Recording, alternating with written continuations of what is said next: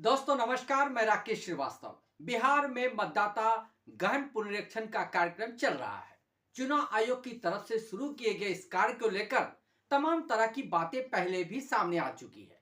विपक्ष इसे नकार चुका है और सत्ता पक्ष में बैठे लोग इस पर सवाल उठाने से पहले बच रहे हैं।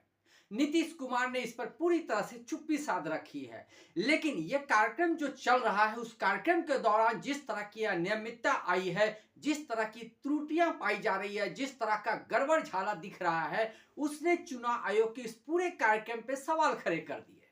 दरअसल बेगूसराय में कार्यक्रम के दौरान जिस तरह से वहां के बीपीएलओ यानी बूथ लेवल ऑफिसर वजाहत अली को सस्पेंड कर दिया गया यानी निलंबित कर दिया गया, उसके बाद यह मामला खुलकर सामने आ गया है।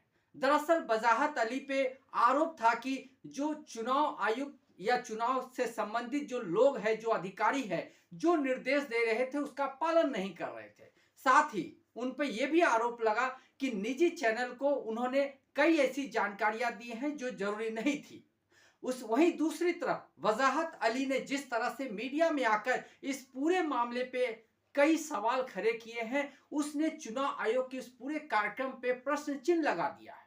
उन्होंने कहा कि चुनाव कार्यक्रम के दौरान जिस तरह से उन पर अधिकारियों और कर्मचारियों का दबाव है, उस दबाव की वजह से उन्हें काम करने में परेशानी हो रही है। दरअसल उनका आरोप है कि कर्मचारियों ने उन्हें फोन करके कहा कि घर घर जाकर किसी भी मतदाता की जानकारी इकट्ठा करने की जरूरत नहीं है, बल्कि फॉर्म लीजिए और उसको अपलोड करके डायरेक्ट खत्म कीजिए इस काम को। यानी चुनाव आयोग का जो ये कार्यक्रम चल रहा है, उसमें पूरी तरह से गड़बड़ झाला नजर आ रहा है। किसी भी व्यक्ति की जानकारी पूरी तरह से नहीं भरी जा रही है, चूंकि वक्त बहुत कम है और ये वक्त कम होने का सवाल पहले भी खड़ा हो चुका है। लेकिन चुनाव आयोग ने कहा कि 1 महीने के अंदर इस कार्यक्रम को खत्म कर दिया जाएगा। अब धीरे धीरे एक एक जगह से ये जानकारी सामने आ रही है कि किसी में एड्रेस गलत है, तो किसी में नाम डाले गए हैं, कोई फॉर्म पूरी तरह से खाली है, सिर्फ सिग्नेचर भरे गए हैं। इसी तरह से फॉर्म भरकर अपलोड किए जा रहे हैं।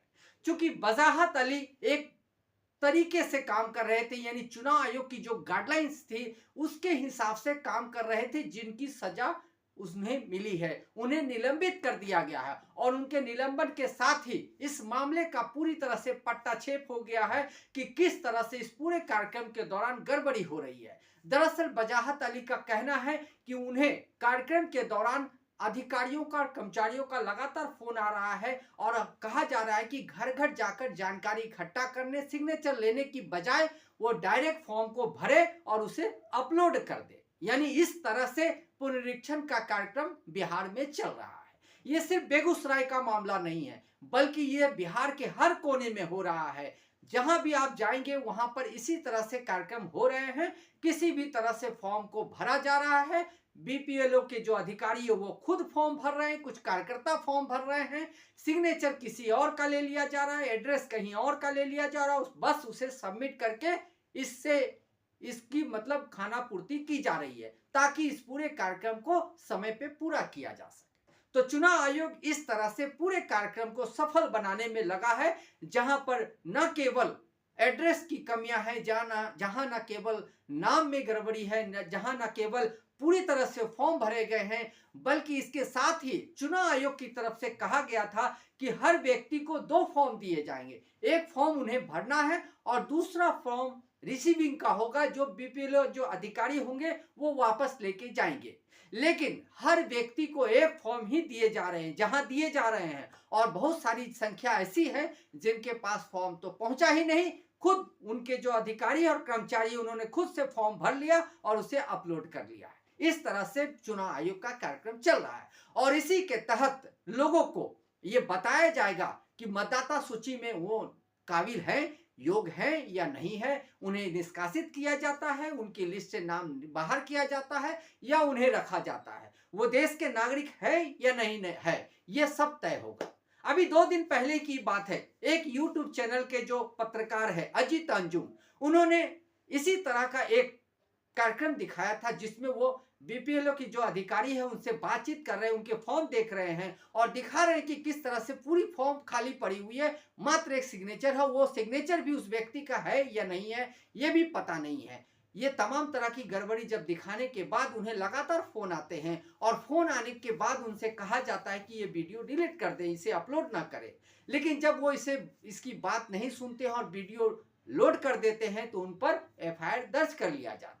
यानी ये हालत है कि जो पत्रकार सच्चाई दिखा रहे हैं उन पे शिकंजा कसने की तैयारी चल रही है, जबकि जो लोग गड़बड़ी कर रहे हैं उन्हें रोकने वाला कोई नहीं है। यहाँ पर वजाहत अली ने साफ रूप से कहा था कि वो एसडीओ और बीडीओ इन दोनों के खिलाफ जो है सो कॉज नोटिस जारी करेंगे।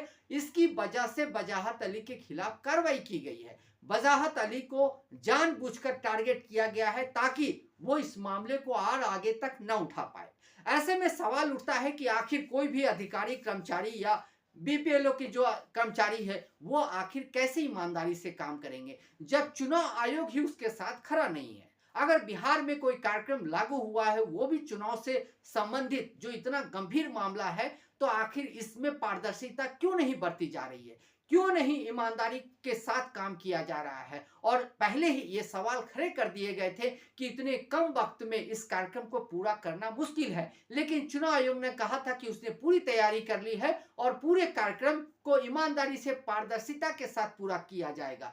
तो क्या ये पारदर्शिता का पैमाना है कि फॉर्म को अधूरा छोड़ा जा रहा है, सिर्फ सिग्नेचर लेकर लोगों के फॉर्म को अपलोड किए जा रहे हैं और बड़ी संख्या में ऐसे लोग हैं जिनके पास बीपीएलओ के जो अधिकारी हैं वो पहुंचे ही नहीं, उनके फॉर्म जमा हो चुके हैं और ये कार्यक्रम आगे बढ़ता चला जा रहा है। तो ये पूरी तरह से जो कार्यक्रम है पारदर्शिता के परे जाकर, ईमानदारी को पीछे छोड़कर एक ऐसे रूट पे बढ़ चुका है जहां ना ही कोई व्यवस्था बची है, ना ही जहां कोई ईमानदारी की का तकाजा नजर आता है। ऐसे में चुनाव आयोग का ये पूरा कार्यक्रम संदिग्ध नजर आ रहा है। तो क्या ये माना जाए कि चुनाव आयोग ने जल्दीबाजी में बिहार में जिस तरह का पुनरीक्षण का कार्यक्रम शुरू किया है उसके पीछे का मकसद मतदाता सूची में ऐसे लोगों का नाम जोड़ना नहीं है जो सही में वास्तविक में उसके हकदार है, या उसका टारगेट कुछ और है। कुछ ही दिनों पहले यह भी खबर गोदी मीडिया की तरफ से सामने आई थी कि बड़ी संख्या में बांग्लादेशी, बर्मा और रोहिंग्या लोग जो है मतदाता सूची में पाए गए हैं। तो सवाल ये उठता है कि चुनाव आयोग आधिकारिक तौर पे इसकी जानकारी क्यों नहीं दे रहा है। चुनाव आयोग के वेबसाइट पे इससे संबंधित कोई जानकारी नहीं है, तो फिर गोदी मीडिया को यह जानकारी कैसे हो गई? आखिर गोदी मीडिया ने यह कैसे ढूंढ निकाला कि इतने लोग बांग्लादेशी है, इतने लोग रोहिंग्या है और इतने लोग बर्मा से आए हुए हैं? तो सवाल कई तरह के हैं और सबसे बड़ा दिलचस्प बात यह है कि जब गोदी मीडिया ने यह सवाल खड़ा किया तो चुनाव आयोग की तरफ से इसे खारिज भी नहीं किया गया। तो क्या चुनाव आयोग इस देश में भ्रम की स्थिति पैदा करना चाहता है? इस देश में गोदी मीडिया जो सूत्रों के हवाले से खबर चला रहा है, जो गलत जानकारी पर आधारित है, उसे सही मानकर या उस पर चुप्पी साधकर चुनाव आयोग एक भ्रम की स्थिति पैदा कर रहा है? इन तमाम सवालों का जवाब आने वाले दिनों में चुनाव आयोग को जरूर देना पड़ेगा। लेकिन सवाल यह भी है कि जब बिहार में आज पुनरीक्षण का कार्यक्रम हो रहा है तो इससे पहले जो 3-4 चुनाव हुए हैं, अगर आप मान लेते हैं 20 साल पहले से ही ले लेते हैं, 2003 के बाद की ही बात कर लेते हैं, तो 2003 के बाद से ये चौथा इलेक्शन है। तो क्या ये 3 जो चुनाव हुए वो गलत मतदाता सूची के तहत हुए? क्या उसमें बड़ी संख्या में बांग्लादेशी, रोहिंग्या ने वोट करके जिसे भी जिताया हो, चाहे भारतीय जनता पार्टी हो या राजद हो या जेडीयू हो या कांग्रेस हो, जिसे भी जिताया हो, तो क्या वो सारे के सारे चुनाव जो देश भर में हुए, बिहार के साथ ही महाराष्ट्र में चुनाव हुए, दक्षिण में चुनाव हुए, साउथ में चुनाव हुए, जहां भी चुनाव हुए, सारे चुनाव को आप गिन लीजिए, तो ये सारे जो चुनाव है वो फर्जी थे? क्या चुनाव आयोग ये कहना चाह रहा है कि उससे पहले जितने भी चुनाव हुए वो गलत था? क्या इससे पहले जो चुनाव हुए, राजीव कुमार के निर्देशन में कार्यक्रम हुए, वो गलत चुनाव थे? क्या चुनाव आयोग इन चुनावों को रद्द करेगा या मौजूदा हाल ही में जो चुनाव महाराष्ट्र में हुए और उसके राजस्थान में हुए, हरियाणा में हुए, दिल्ली में हुए, इन चुनावों को खारिज करेगा? क्योंकि इसमें भी तो वही सारे मतदाता थे जिस पर आज चुनाव आयोग सवाल खड़े कर रहा है। इसलिए उन्हें पुनरीक्षण का कार्यक्रम चलाना पड़ रहा है, क्योंकि बहुत सारी संख्या में उनके हिसाब से गलत वोटर जुट गए हैं, विदेशी वोटर जुट गए हैं, गलत तरीके से घुसपैठ करके देश में आए हुए लोग वोटर बन गए हैं। ऐसे लोगों को बाहर करने के लिए बिहार में पुनरीक्षण का कार्यक्रम चलाया जा रहा है। तो क्या बिहार में के अलावा जो दिल्ली में चुनाव हुए, महाराष्ट्र में चुनाव हुए, राजस्थान में चुनाव हुए, मध्य प्रदेश में हुए, हरियाणा में, वे सारे के सारे चुनाव फर्जी थे, उसे खारिज किया जाना चाहिए। वहां की सत्ता से जो सत्तासीन लोग हैं उन्हें उतारा जाना चाहिए। चुनाव आयोग को इन सवालों का जवाब जरूर देना चाहिए, क्योंकि अगर वो बिहार में मतदाता सूची में गड़बड़ी की आशंका जता रही है, मतदाता सूची से वो संतुष्ट नहीं है और ये मानते हैं कि बड़ी संख्या में इसमें गलत वोटर जुड़ गए हैं, तो ये चीज देश के अन्य हिस्सों में भी हुआ होगा। तो ऐसे में दूसरे हिस्सों में जो पहले चुनाव हुए हैं, क्या वे चुनाव खारिज होने चाहिए? क्या वहां जो सत्ता में लोग बैठे हैं उसे नीचे उतारा जाना चाहिए? क्या उन स्टेट्स में फिर से चुनाव होने चाहिए? इन तमाम सवालों का जवाब आने वाले दिनों में चुनाव आयोग को देना होगा और साथ ही सुप्रीम कोर्ट को भी इस मामले में जरूर चुनाव आयोग से सवाल करना चाहिए कि आखिर जब वो आधार कार्ड को इसका आधार नहीं मान रहे हैं, तो आखिर आने वाले समय में या इससे पहले जो चुनाव हुए हैं उसे लेकर कैसे भरोसा जताया जा सकता है। आज के लिए बस इतना ही। अगर आप हमारे श्रोता हैं तो आप हमें जरूर लाइक और सब्सक्राइब करें। तब तक के लिए नमस्कार।